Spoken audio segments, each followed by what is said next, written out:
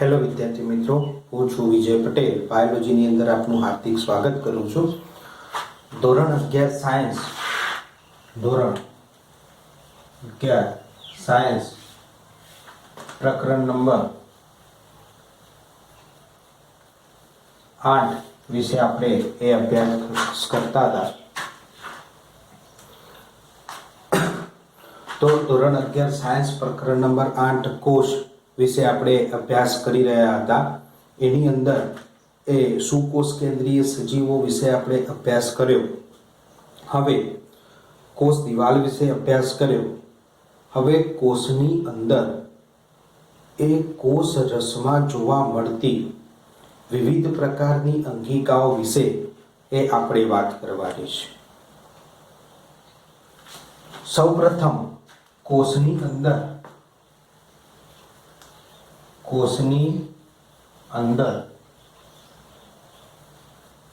કોષ રસમાં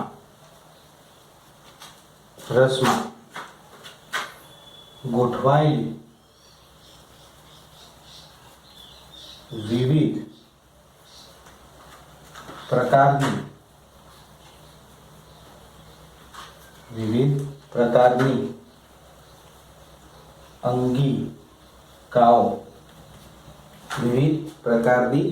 અંગિકાઓ ને બે જૂથમાં વહેંચવામાં આવેલી છે. કયા બે જૂથોમાં વહેંચવામાં આવી?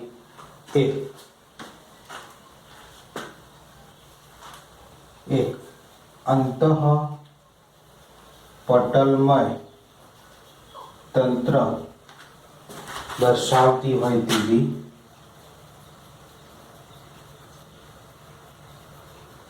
તેવી બીજું અંતઃપટલમય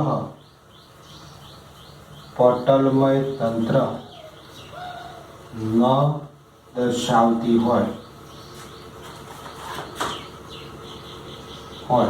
તેવી. અંતઃપટલમય તંત્ર દર્શાવતી હોય તેવી અને અંતઃપટલમય દર્શાવતી ન હોય તેવી. અંતઃપટલમય તંત્ર દર્શાવે એટલે કે જે અંગિકાઓ, અહીંયા અંતઃપટલમય તંત્રની હું વ્યાખ્યા આપું અને એના ઉદાહરણ સાથે આપણે જોઈએ કે અંતઃપટલમય તંત્ર દર્શાવતી હોય તેવી અંગિકાઓ કોને કહેવામાં આવે છે? તો કોષ રસની અંદર જોવા મળતી એવી અંગિકાઓ કે જે એકબીજાના સંકલનમાં કામ કરતી હોય. તો કોષ રસમાં જોવા મળતી એવી અંગિકાઓ કે જે એકબીજાના સંકલનમાં કામ કરતી હોય તો એવી અંગિકાઓને અંતઃપટલમય તંત્ર દર્શાવતી અંગિકાઓ કહેવામાં આવતી હોય છે. દાખલા તરીકે અંતઃપટલમય તંત્ર દર્શાવતી અંગિકાઓમાં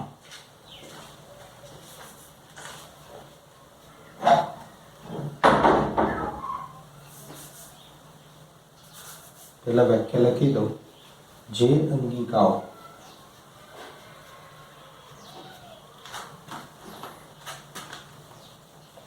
એક બીજાના સંકલનમાં કામ કરતી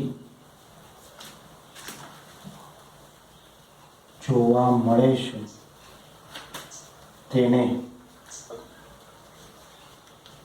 અંતઃપટલમય તંત્રનો ભાગ ગણવામાં આવે છે.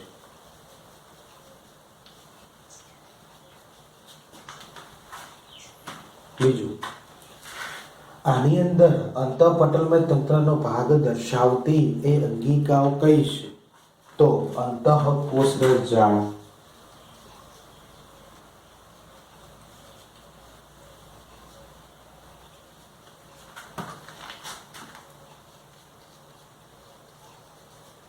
ગોલ્ગી કાય,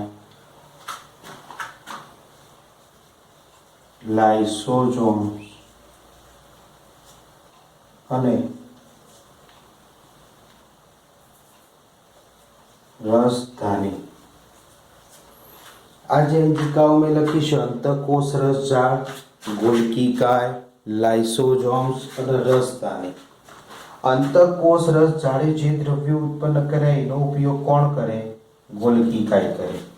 ગોલ્ગીકાએ જે દ્રવ્યો ઉત્પન્ન કર્યા એનો ઉપયોગ કોણ કરે? લાઇસોઝોમ કરે. લાઇસોઝોમે જે દ્રવ્યો ઉત્પન્ન કર્યા એનો ઉપયોગ કોણ કરે? રસધાની કરે. તો એક અંગિકાના કાર્યની અંદર જો વિક્ષેપ થાય તો એ સિવાયની તમામ અંગિકાઓ એ કાર્યમાં બંધ થઈ જાય છે. તો આ એક શું થઈ? એકબીજાના સંકલનથી ચાલતી એ અંગિકાઓ થઈ. જ્યારે આ એકબીજાના સંકલનમાં ચાલતી અંગિકાઓ થઈ જેને અંતઃપટલમય તંત્રનો ભાગ ગણવામાં આવે છે. અંતઃકોષ રસજાળ, ગોલ્ગીકાય, લાઇસોઝોમ્સ અને રસધાની એ અંતઃપટલમય તંત્રનો ભાગ રચે છે. કેમ કે એકબીજાના સંકલનમાં એ કામ કરતી જોવા મળે છે. બરોબર? એ ખાસ. હવે આવે છે અંતઃપટલ તંત્ર ન દર્શાવતી હોય તેવું જૂથ. દાખલા તરીકે એની વ્યાખ્યા લખીએ કે જે અંગિકાઓ સ્વતંત્ર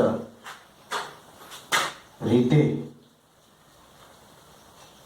કામ કરતી હોય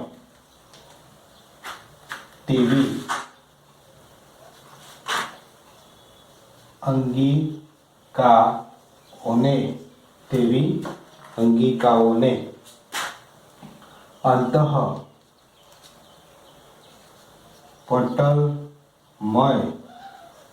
તંત્રનો ભાગ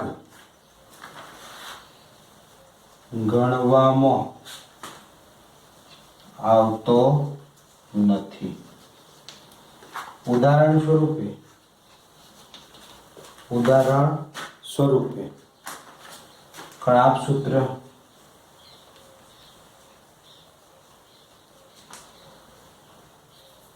હરિતકણ,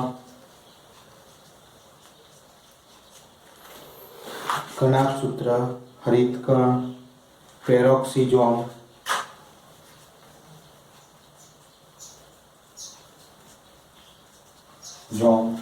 આ બધી અંગિકાઓ ખરી એ સ્વતંત્ર રીતે કામ કરતી હોય તો જે સ્વતંત્ર રીતે કામ કરે છે એને અંતઃપટલમય તંત્રનો ભાગ ગણવામાં આવતો નથી. પહેલા આપણે એ અંતઃપટલમય તંત્ર દર્શાવતી હોય કે જે અંગિકાઓ એકબીજાના સંકલનમાં કામ કરતી હોય તો એના વિશે એ વિસ્તૃત અભ્યાસ કરીએ.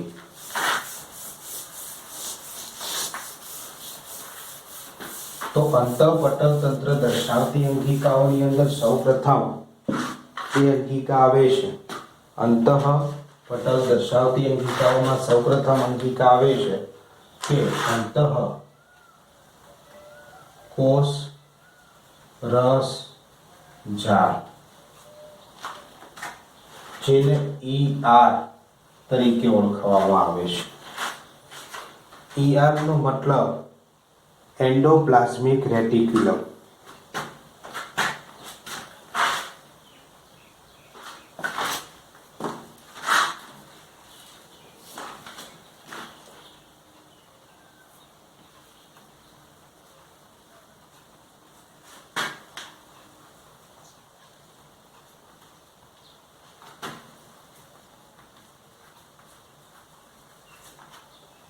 એન્ડોપ્લાઝમિક રેટિક્યુલમ, બરાબર, ઇંગ્લિશમાં એનું નામ છે જેને ER તરીકે ઓળખવામાં આવે છે.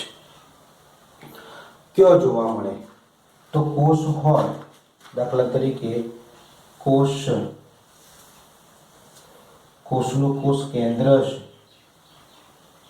અને કોષ કેન્દ્રની બાહ્ય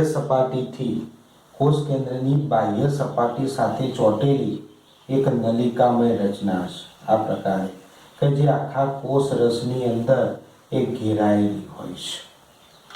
તો કોષ કેન્દ્ર સાથે એ જોડાયેલી એક નલિકામય રચનાઓ કે જે આખા કોષ રસમાં એ ઘેરાયેલી હોય છે ગોઠવાયેલી હોય છે. તો એવી નલિકામય રચનાઓને તમે અંતઃકોષ રસ જાળ તરીકે ઓળખી શકો છો, જે કોષની અંદર એક જાળા સ્વરૂપે ગોઠવાયેલી હોય છે. હવે આ જે પણ અંતઃકોષ રસ જાળ છે એ અંતઃકોષ રસ જાળ ના મુખ્યત્વે બે પ્રકારો છે.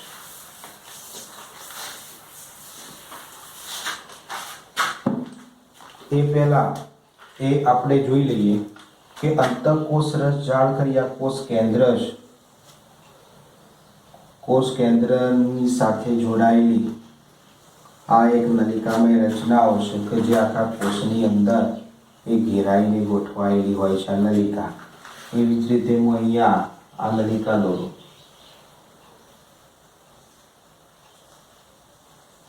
આ નલિકા કોષ કેન્દ્ર છે.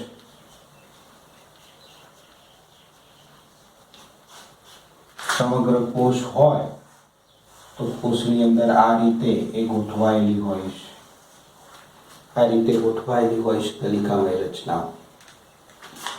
આ જે પણ નલિકાઓ છે એ નલિકાઓની અંદર રહેલું પ્રવાહી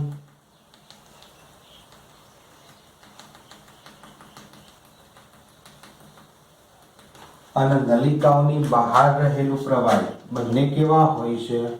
અલગ જોવા મળે છે. નલિકાની અંદર રહેલું પ્રવાહી અંતઃપ્રવાહી સ્વરૂપે હોય, નલિકાની બહારની બાજુએ એટલે કે કોષ રસનું પ્રવાહી બાહ્ય એ પ્રવાહી સ્વરૂપે હોય છે. બરોબર? તો આ નલિકામય રચનાઓ અત્યારે સેમ છે. હવે રિબોઝોમ્સ હોય છે કે જે પ્રોટીન સંશ્લેષણ સાથે સંકળાયેલા હોય છે. તો નાના નાના રિબોઝોમ્સ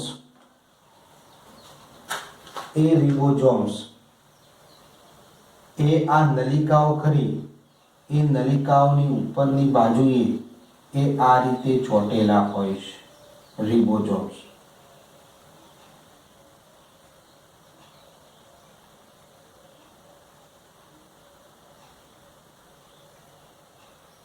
તો રિબોઝોમ્સ આ રીતે ઈઆરના ઉપર એટલે કે અંતઃકોષરસ ઝાડ હતી એ અંતઃકોષરસ ઝાડ ઉપર ચોટેલા તમને જોવા મળશે. તો આ જે વ્હાઇટ કરેલા જે પણ ભાગ ખરો એ રિબોઝોમ્સ.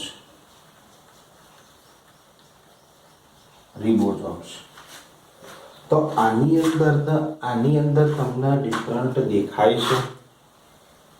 હા, દેખાય છે. આની અંદર રિબોઝોમ્સ પ્રેઝન્ટ છે, જ્યારે આ ભાગની અંદર રિબોઝોમ્સ પ્રેઝન્ટ નથી.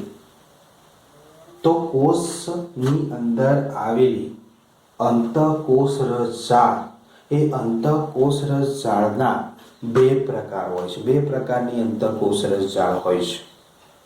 કયા પ્રકારની? પહેલા એ પ્રકારની કે જે અંતઃકોષરસ જાળ ઉપર રિબોઝોમ્સ ગોઠવાયેલા હોય તો એવી અંતઃકોષરસ જાળને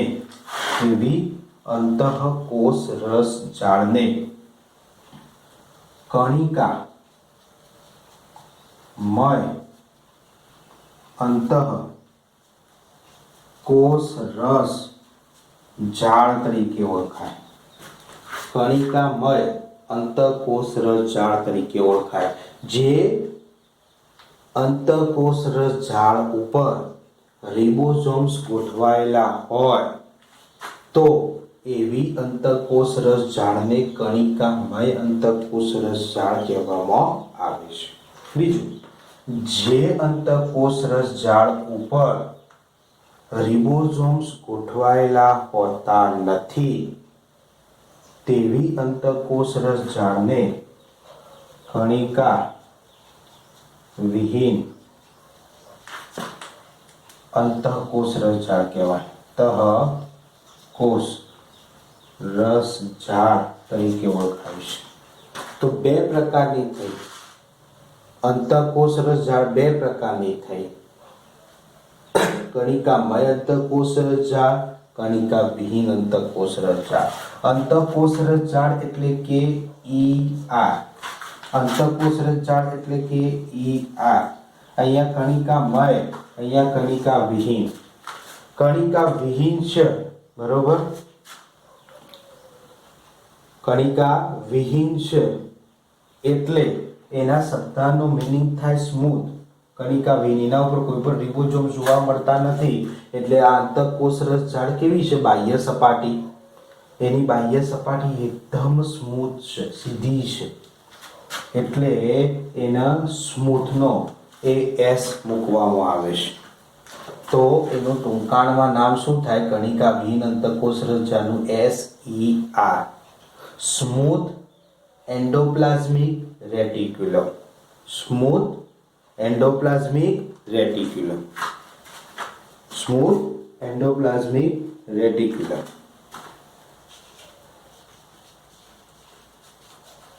સ્મૂથ એન્ડોપ્લાઝમિક રેટિક્યુલમ, બરોબર.